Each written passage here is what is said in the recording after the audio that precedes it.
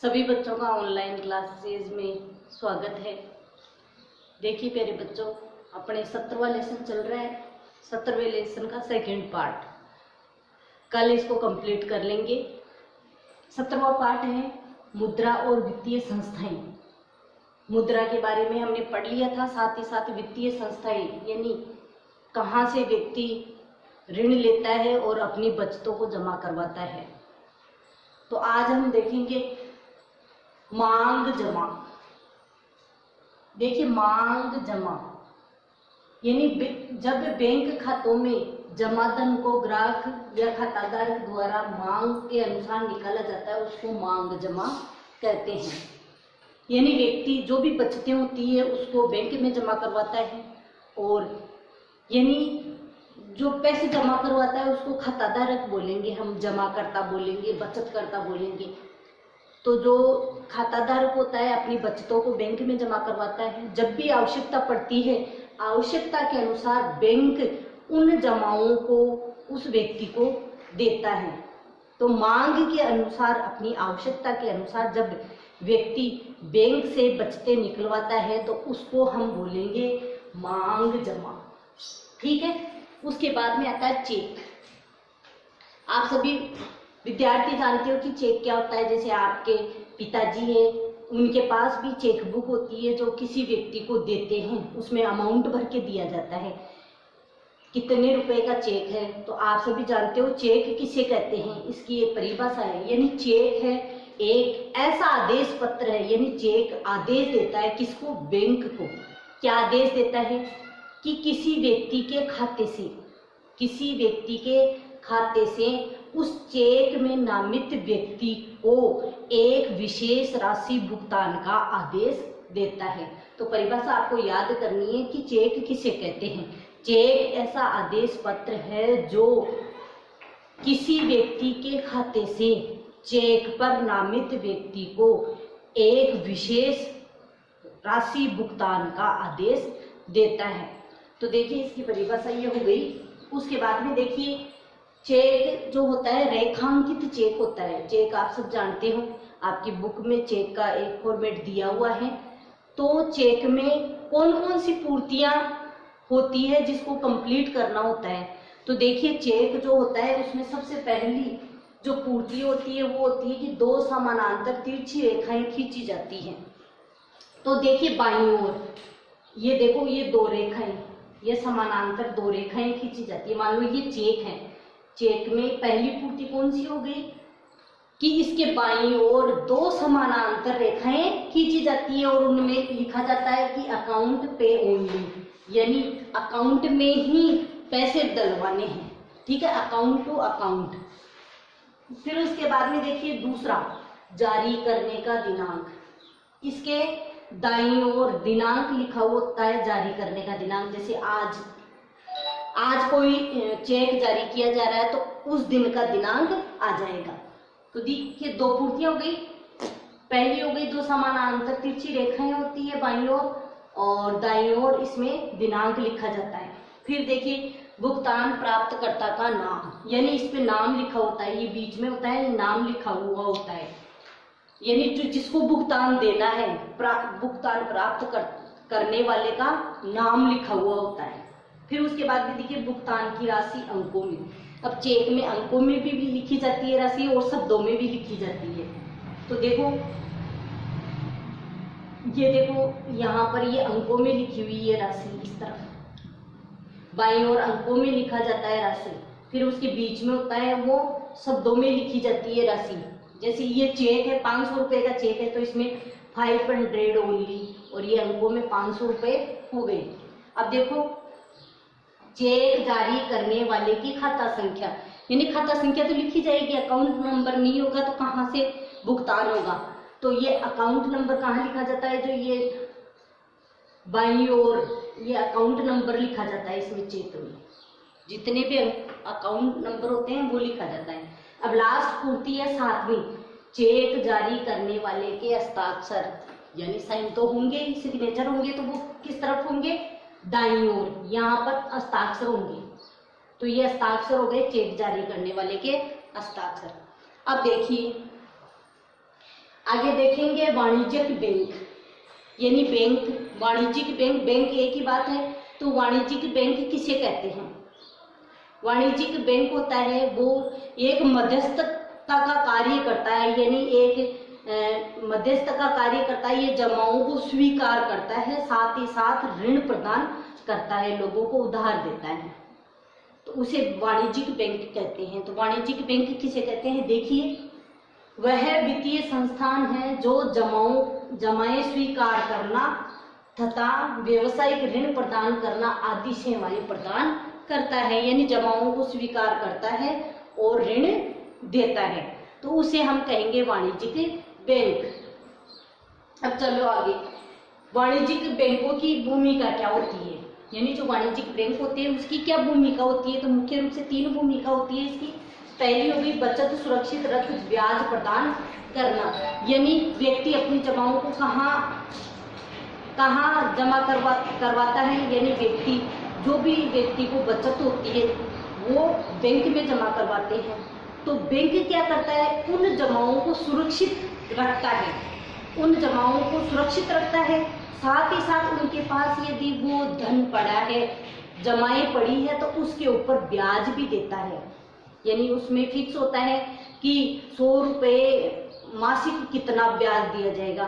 तो बैंकों में हम अपनी बचतों को जमा कराते हैं, हमारी बचतें बैंक में सुरक्षित रहती है और साथ ही साथ हमारे को ब्याज भी प्राप्त होता है।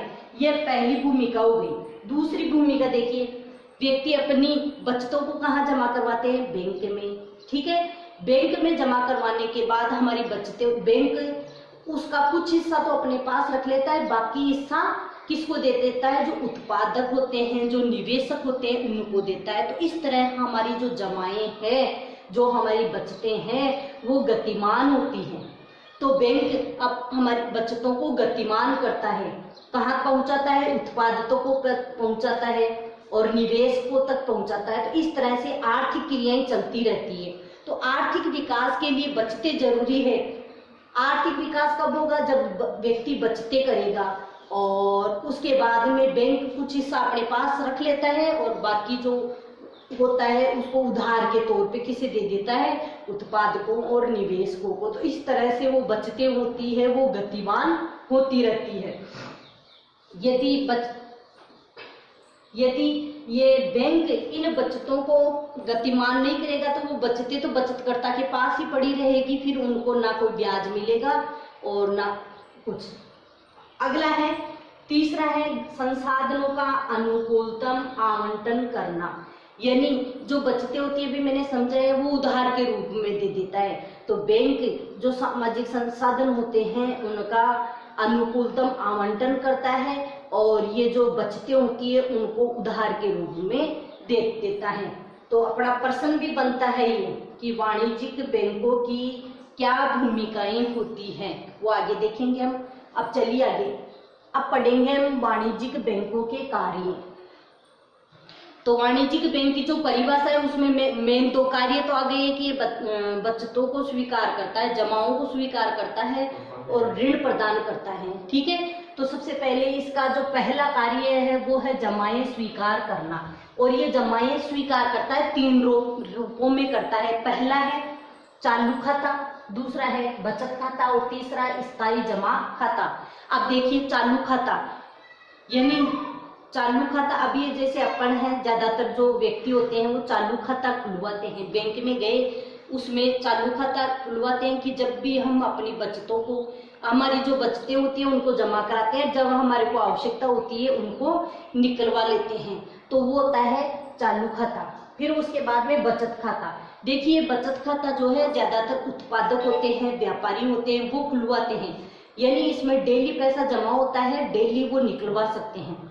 तो जो भी व्यापारियों को बचत होती है वो बैंक में जमा करवाते हैं, जैसे जैसे उनको आवश्यकता होती है वैसे वैसे निकलवा लेते हैं। एक होता है स्थायी जमा खाता। स्थायी जमा खाता होता है कि एक बार हमने पैसा डलवा दिया, उसके बाद में जब हमारे को आवश्यकता होगी तब हम नहीं निकलवा सकते, उसमें फिक्स डेट होती है। जैसे आपने एफडी का नाम सुना होगा, एफडी करवाई जाती है, जैसे 5 साल की एफडी करवा दी, 10 साल की एफडी करवा दी, 20 साल की एफडी करवा दी, तो उसका एक समय निश्चित होता है। तो उस समय के अनुसार ही हम वो पैसा हमारे को मिलेगा और साथ ही साथ उसके ऊपर हमारे को ब्याज भी मिलेगा। तो ऊपर वाले जो खाते होते हैं उनमें जो ब्याज होता है वो नाम मात्र का होता है, लेकिन जो स्थायी जमा खाता होता है उसमें हमारे को बैंक के द्वारा ब्याज प्राप्त होता है। अब देखिए, पहला कार्य हो गया। दूसरा कार्य है ऋण प्रदान करना। बैंक का मुख्य कार्य है, दूसरा कार्य ऋण प्रदान करना, यानी व्यक्ति को कोई भी कार्य करने के लिए यदि धन की आवश्यकता है तो वो कहाँ से लेगा? बैंक से। तो बैंक व्यक्तियों को उधार देती है और उनको किस्तों के रूप में भुगतान का आदेश देती है। तो किस्तों के रूप में व्यक्ति उसका भुगतान करता है, साथ ही साथ ऋण देता है। तब समर्थक ऋणाधार के तौर पर जो भी उसके पास कागजात होता है उसको होते हैं उनको अपने पास रखता है, ताकि व्यक्ति जब यदि ऋण चुका नहीं पाता है तो उनको काम में लेके उसकी भरपाई कर सके। ये दो कार्य हो गए। इसके बाद में अन्य कार्य।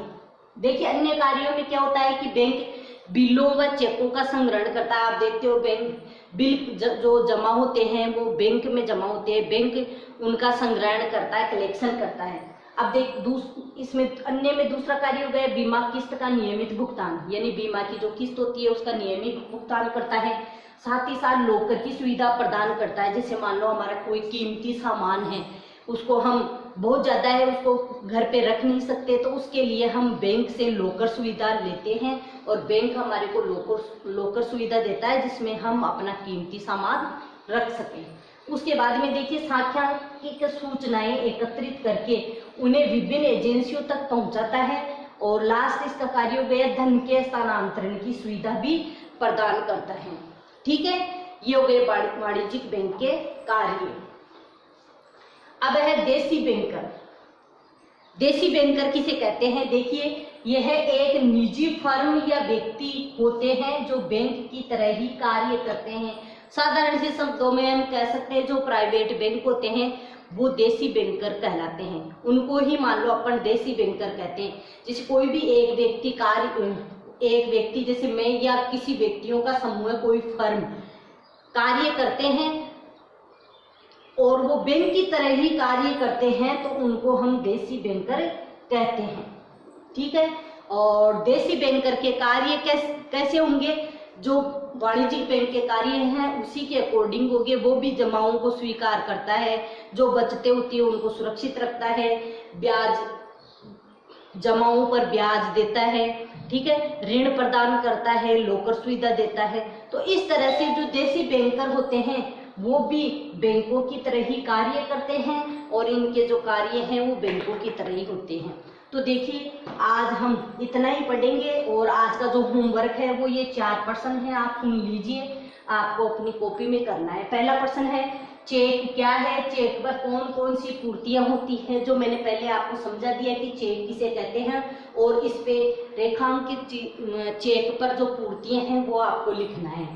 नेक्स्ट प्रश्न है वाणिज्यिक बैंकों के कार्यों का विस्तार से वर्णन कीजिए। वाणिज्यिक बैंकों के कार्य हमने पढ़ ली हैं, ये आपको अपनी कॉपी में लिखना है और इनका उल्लेख करना है, आपको थ्योरी भी लिखनी है।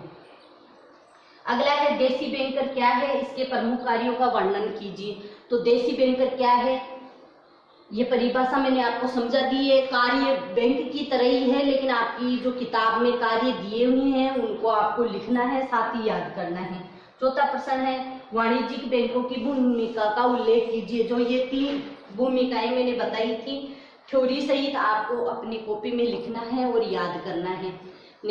ठीक है, कल हम ये लेसन कंप्लीट कर लेंगे। इसका थर्ड पार्ट कल पढ़ाया जाएगा। आपको तैयार रहना है, आगे आपको याद करना है। और आपने सैटरडे को टेस्ट दिया है, बहुत अच्छी परफॉर्मेंस रही है। इसी तरह आप टेस्ट देते रहे। जो बच्चे ऑनलाइन क्लासों से नहीं जुड़े हुए हैं, जो बच्चे पढ़ रहे हैं, उन बच्चों से मेरा अनुरोध है कि वो आपके सहपाठियों से अपने सहपाठियों से संपर्क करें और ऑनलाइन क्लासेस से जुड़े। धन्यवाद।